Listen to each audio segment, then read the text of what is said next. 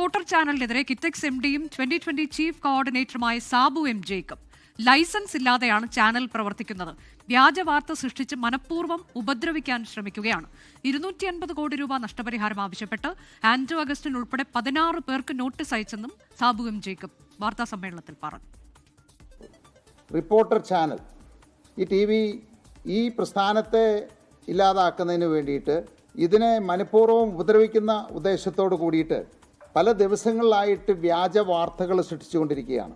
ഇതിൻ്റെ ഉടമ എന്ന് പറയുന്ന ആൻഡോ, ഇദ്ദേഹത്തെ അറിയപ്പെടുന്നത് തന്നെ മാംഗോ ഫോൺ കേസുമായിട്ട് ബന്ധപ്പെട്ടിട്ടാണ്.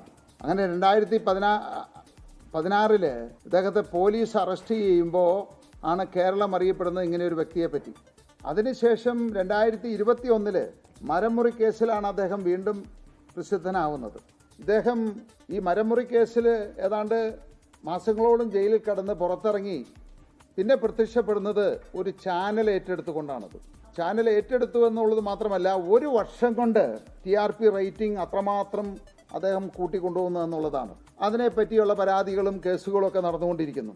ഇദ്ദേഹത്തിൻ്റെ ചരിത്രം അന്വേഷിച്ചു കഴിഞ്ഞാൽ എത്ര കേസുകളുണ്ട് എന്നുള്ളത് ഇനിയും കണ്ടെത്തേണ്ടിയിരിക്കുന്നു.